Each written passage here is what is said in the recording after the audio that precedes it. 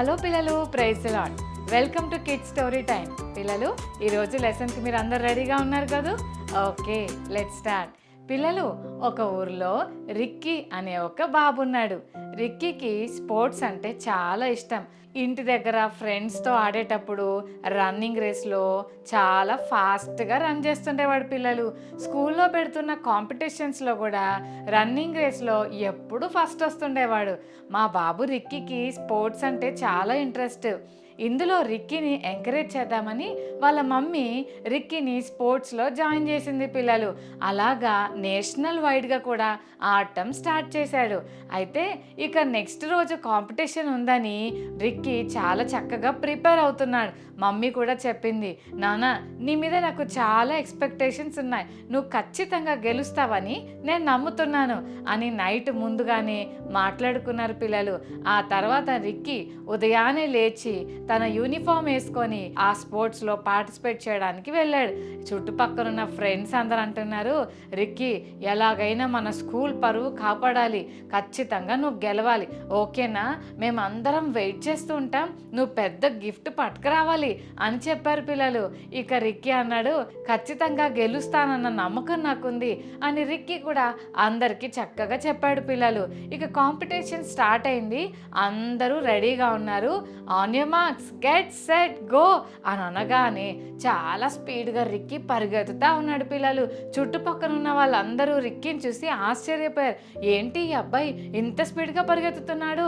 రిక్కీతో పాటు ఇంకా వేగంగా పరిగెత్తాలని చాలా ఫాస్ట్గా పరిగెత్తుతున్నారు. పిల్లలు, మరి కొద్దిసేపట్లో ఇక రిక్కీ ఫినిష్ లైన్ని టచ్ చేస్తాడు అన్న టైంలో సడన్గా పక్కనే ఒక పెద్ద ఆయన కింద పడిపోయాడు. పిల్లలు, ఆ అంకుల్కి కాలుకు దెబ్బ తగిలింది. అందరూ కాంపిటీషన్లో పరిగెడతా ఉంటే రిక్కీ కళ్ళు సడన్గా ఆ పెద్ద ఆయన మీద పడ్డాయి. పిల్లలు, ఆయన కింద పడి లెగలేని స్థితిలో ఉండి నడవలేకపోతుంటే ఈ టైంలో రిక్కీ రెండు రకాలుగా ఆలోచిస్తున్నాడు. నేనేమో గెలవాలని మా మమ్మీ, మా ఫ్రెండ్స్, మా స్కూల్లో ఉన్న టీచర్స్ అందరూ కూడా చాలా ఎక్స్పెక్టేషన్స్ పెట్టుకున్నారు. కానీ ఈ తాతగారిని చూస్తుంటే పాపం లెగలేకపోతున్నాడు. ఈ తాతగారికి ఎలాగైనా హెల్ప్ చేయాలి అని అనుకుని తనకు రావాల్సిన గొప్ప గిఫ్ట్ని విడిచిపెట్టి ఈ అంకుల్కి హెల్ప్ చేయడానికి వెళ్ళిపోయాడు. పిల్లలు, అందరూ ఆశ్చర్యపోతున్నారు. హే రిక్కీ, నువ్వేం చేస్తున్నావు? ఈ కాంపిటీషన్లో అందరు నీ మీద చాలా ఎక్స్పెక్టేషన్స్ పెట్టుకున్నారు, నువ్వేంటి ఆయనకు హెల్ప్ చేస్తూ టైం వేస్ట్ చేస్తున్నావు? నీ వెనుక చాలామంది పరిగెడుతున్నారు, కమాన్ అని ఎంతమంది ఫోర్స్ చేస్తున్నా రిక్కీ ఎవరి మాట వినలేదు. పిల్లలు, ఆ అంకుల్కి హెల్ప్ చేసి ఆయన్ని ఒక చోట కూర్చోబెట్టి అప్పుడు పరిగెత్తడం మళ్ళీ మొదలుపెట్టాడు. వెనక నుంచి రిక్కీ చేస్తున్న ఈ హెల్ప్ని అందరూ గమనిస్తూ ఉన్నారు. ఎవరైతే ఈ రన్నింగ్ రేస్ని ఆర్గనైజ్ చేశారో అక్కడున్న మేనేజ్మెంట్ కూడా రిక్కీని గమనిస్తూ ఉంది. ఫైనల్గా ఒక అన్న ఫినిష్ లైన్ని టచ్ చేసి, నేను గెలిచాను, నేను విన్ అయిపోయానని చాలా ఎగ్జైటెడ్గా గంతులేస్తూ భలే సంతోషపడుతున్నాడు. పిల్లలు, కానీ ఆ మేనేజ్మెంట్ అంతా అలాగే అబ్జర్వ్ చేస్తూ ఉన్నారు. లాస్ట్కి రిక్కీ పరిగెత్తుకుంటూ వస్తున్నాడు. పిల్లలు, ఈరోజు విన్నర్స్ ఎవరు అని అందరూ ఎగ్జైటెడ్గా విన్నర్స్ నేమ్ కోసం వెయిట్ చేస్తూ ఉంటే అక్కడున్న మేనేజ్మెంట్ అందరూ ఈ రన్నింగ్ రేస్లో ఫస్ట్ ప్రైజ్ వచ్చిన వ్యక్తి గురించి అనౌన్స్ చేస్తున్నాను, అందరూ జాగ్రత్తగా వినండి, ఓకేనా అని చెప్తుంటే ఏ అన్న అయితే ఫస్ట్ ఫినిష్ లైన్ టచ్ చేశాడో ఆ అన్న అనుకుంటున్నాడు, ఇంకెవరి పేరు చెప్తారు, నా పేరు చెప్తారు, నేనే గెలుస్తానని ఆలోచిస్తుంటే అక్కడున్న మేనేజ్మెంట్ సడన్గా ఈరోజు ఈ రన్నింగ్ రేస్లో గెలిచింది ఎవరు అంటే రిక్కీ అని చెప్పాడు. పిల్లలు, రిక్కీకి ఏం అర్థం కాలేదు. అదేంటి, నేను రన్నింగ్ చేసిన మాట వాస్తవమే, కానీ నేను ఫినిష్ లైన్ని అందరికంటే ముందు టచ్ చేయలేదే, నేను వేరే వాళ్ళకి హెల్ప్ చేయడానికి వెళ్ళిపోయాను, నేనేలా గెలుస్తానా అని ఆశ్చర్యంగా చూస్తుంటే అప్పుడు అక్కడున్న మేనేజ్మెంట్ అన్నారు, ఈ కాంపిటీషన్లో పార్టిసిపేట్ చేస్తున్న వాళ్ళందరూ జస్ట్ రన్నింగ్ రేస్లోనే ఉన్నారు, అయితే ఈ ప్రైజ్ గెలుచుకోవాలని అనుకున్నారు, కానీ నువ్వు ఇంతకంటే శ్రేష్టమైన ప్రైజ్ గెలుచుకున్నావు. అదేంటంటే నీవు మా అందరి హృదయాలను గెలుచుకున్నావు రిక్కీ.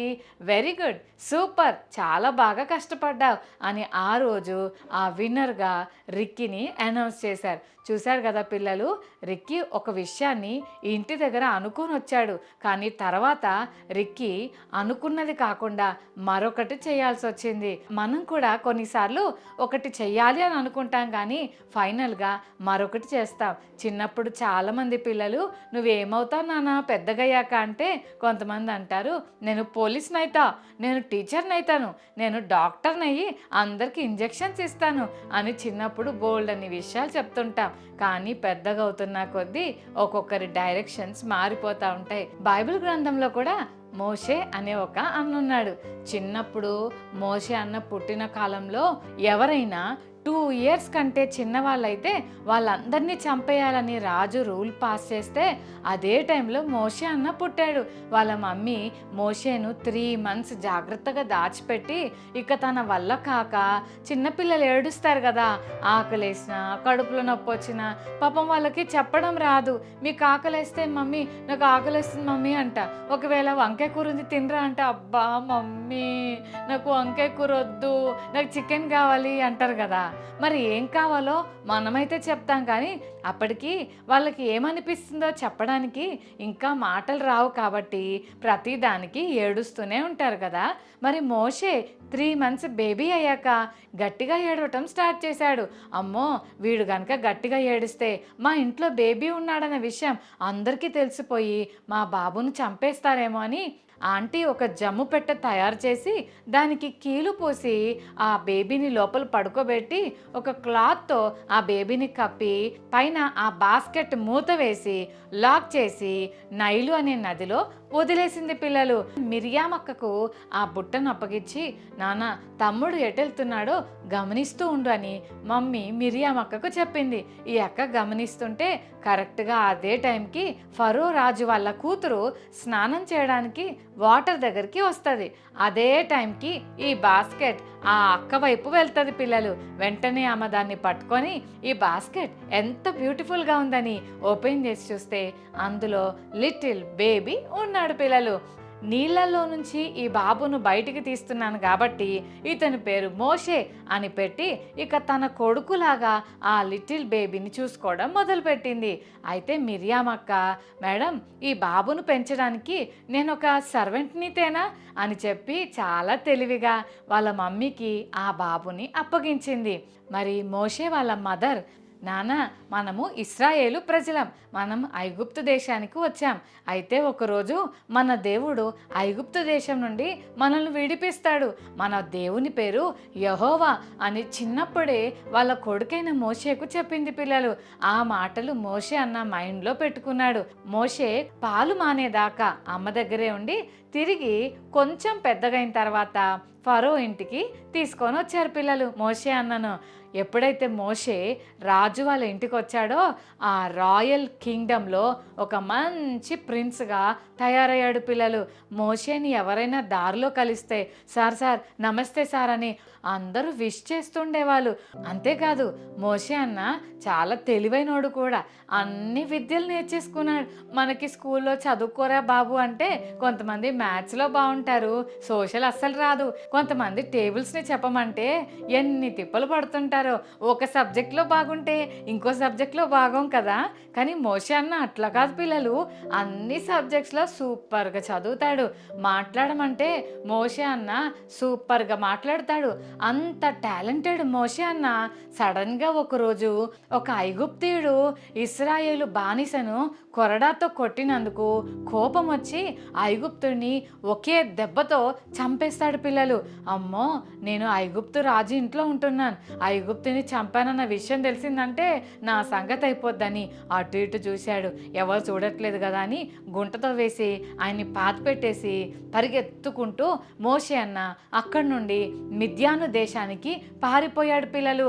ఇంతవరకు రాజకుటుంబంలో రాజ కొడుకులాగా ఉన్న ఈ మోషే అన్న మిద్యాను అరణ్యంలోకి వెళ్ళాక ఏం చేయాలో అర్థం కాక, ఎక్కడికి వెళ్ళాలో అర్థం కాక అలా తిరుగుతూ ఉన్నాడు పిల్లలు.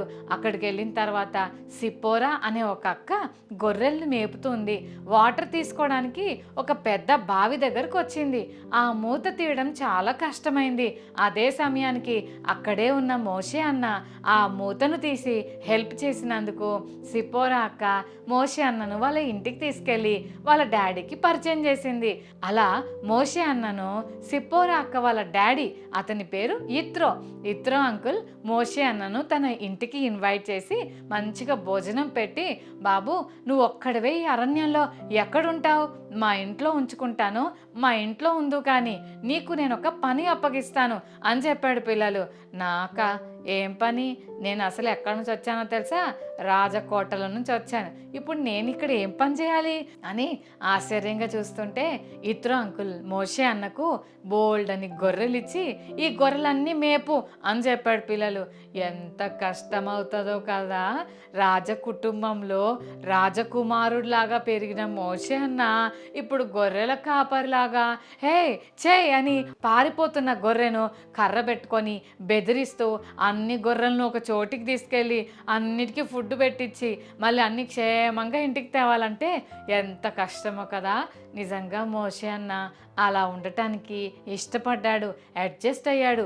40 years అలాగే గొర్రెలను మేపుతూ ఉన్నాడు. పిల్లలు, ఒకరోజు మోషే అన్న తన మందను కాస్తా ఉంటే కొండ మీద నుండి ఒక పెద్ద మంట కనిపించింది.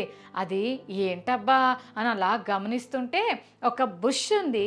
ఆ బుష్ మండుతుంది కానీ బుష్ కాలిపోవట్లేదు. పిల్లలు, దేనికైనా మంట తగిలితే అది కాలిపోతుంది కదా పిల్లలు, కానీ ఈ పొద మండుతుంది కానీ కాలట్లేదు.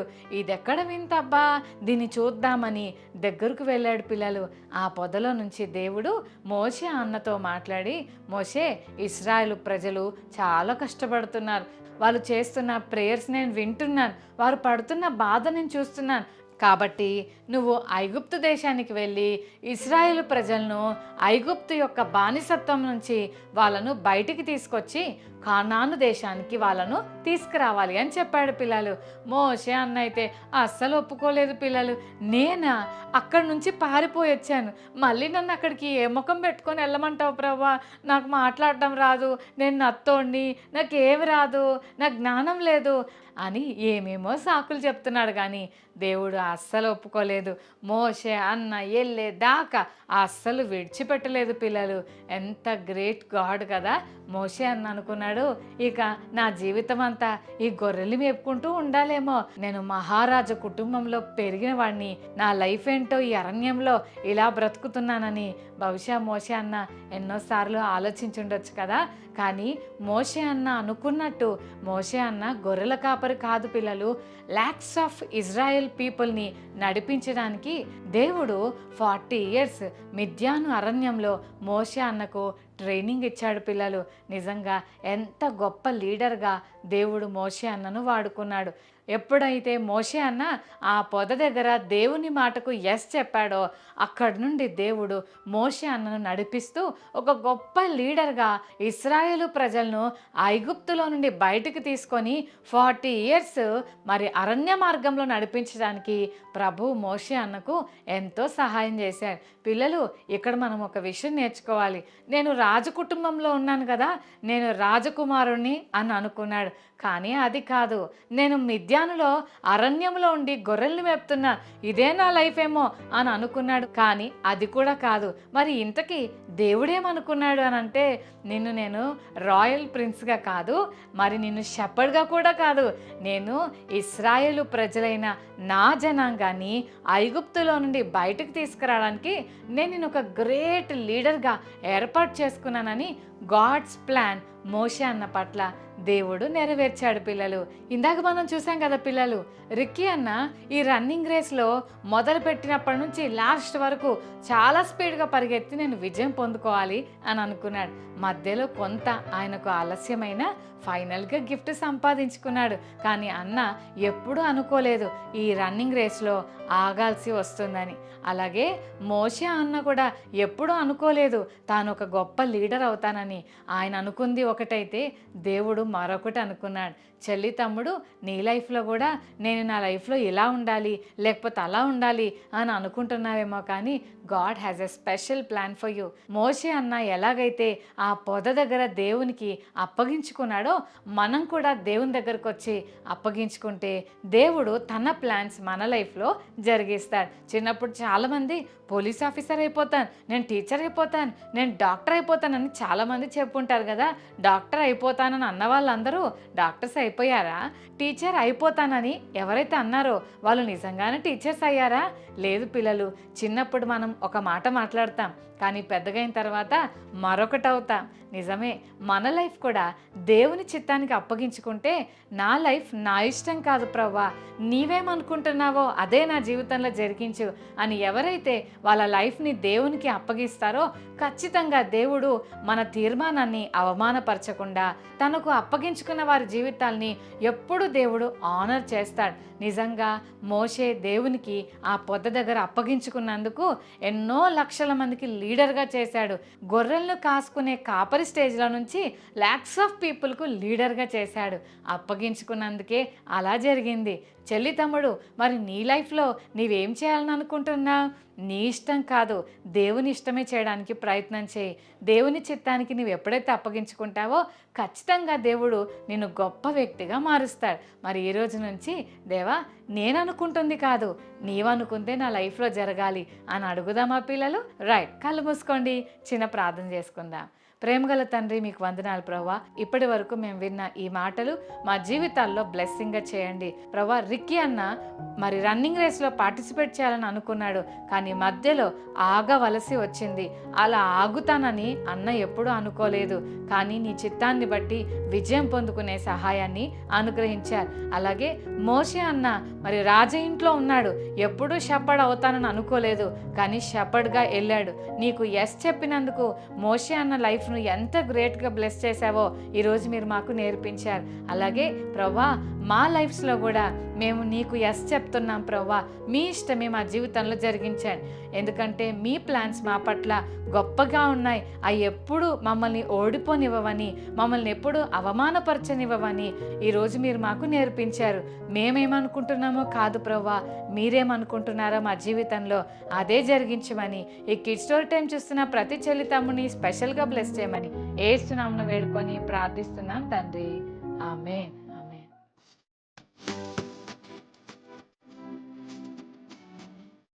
ఓకే చిల్డ్రన్, ఈరోజు మెమరీ వర్స్ నేర్చుకుందామా?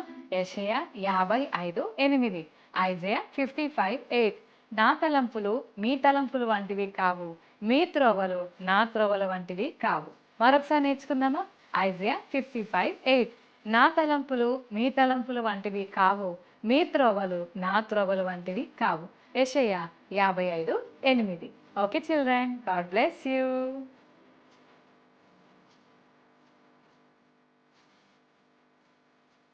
రన్నింగ్ రేస్లో పరిగెత్తుతున్న రిక్కీ ఏమి చూసి ఆగిపోయాడు? రిక్కీ ఏమి గెలుచుకున్నాడు? మోషే అన్న ఎందుకు మిద్యాను అరణ్యానికి పారిపోయాడు? గొర్రెలను కాస్తున్న మోషే అన్నకు ఆశ్చర్యంగా కనిపించింది ఏంటి? దేవుడు మోషే అన్నను ఏమి చేయాలని అనుకున్నాడు? Okay children, God bless you. Bye.